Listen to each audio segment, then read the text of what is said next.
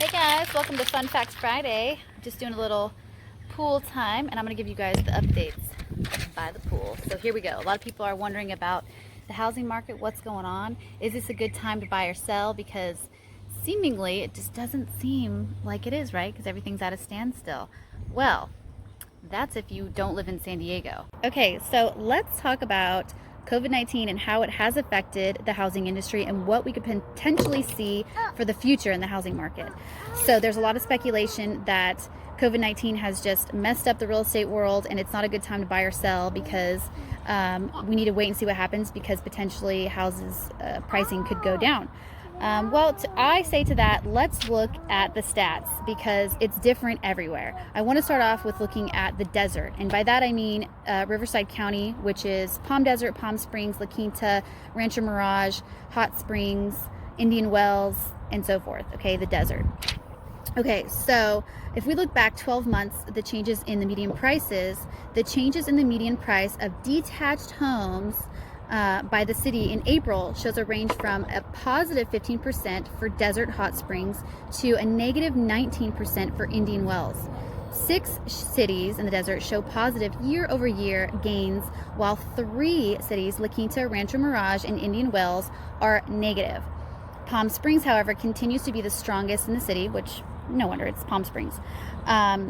They continue to be the strongest in the region, with the median detached home price now at 13.3% above the highs of 2006 and 2007, which that says a lot because if you look back at 2006, 2007, prices for homes were sky freaking high. That was right before the crash, the market crash. And I'm looking at a lot of homes right now that were bought during that time and now they're being sold and people are just not getting much equity out of them. They're selling for a lot less than what they paid for. So good job, Palm Springs. That's pretty cool. Okay, so if we look at the monthly sales, 3 months trailing average, short-term metrics, which are sales averaged over the last 3 months, they're beginning to show signs of the coronavirus. So sales from February to May usually surge in that region, but are very flat this year. This is especially true of attached homes, which are down 40%. Okay, that's 40% from a year ago. Detached homes, however, are up 4.6%, but still that's a big difference from 40% down. Oh my God. The total of 3 months sales for the region is down a total of 10%. So altogether down 10%. Home sales per month, average 3 month sales in 11 cities, 11 in the desert, show lower numbers in 10 cities. So Palm Springs had the largest sale decline of 15.9%, followed by Desert Hot Springs with sales down 14%. This was followed by Rancho Mirage with 12.5% low sales, and then Palm Desert with 11.6 lower in sales. Okay, so yeah, people's speculation is probably right on with the desert. And if these stats are pretty much showing that, especially with attached homes, that they've been, even before coronavirus, before we had these stats of what happened the last 3 months, that attached homes were down. So we don't really know what the cause of that is, but add corona on top of it, it's just done. So Zillow reported a forecast on Monday, May 4th, that the coronavirus will shrink U.S. home prices by 2 to 3% nationally, okay? But a deeper dive could be in store. Now, that's a pretty big statement to say, like, all right, the housing market's going to go down like 2 to 3% and maybe even lower. Like, what is there, like a huge crash in store? Well, to that I say, like, it just depends on where you're at, right? Because looking at those stats in the desert, it looks like things really have been affected and probably will continue to be affected for a while. But if you're looking at like San Diego, I mean, that's a whole different story. So it just depends, I think, on where you live. But some of the really densely populated areas like New York and LA are really affected by the coronavirus because you have a lot of people running to the suburbs.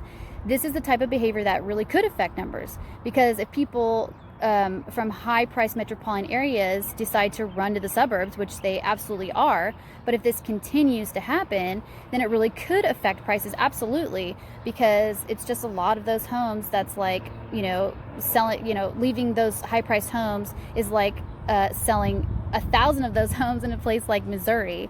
So yeah, it definitely could impact, and that's maybe where Zillow is coming from with those stats.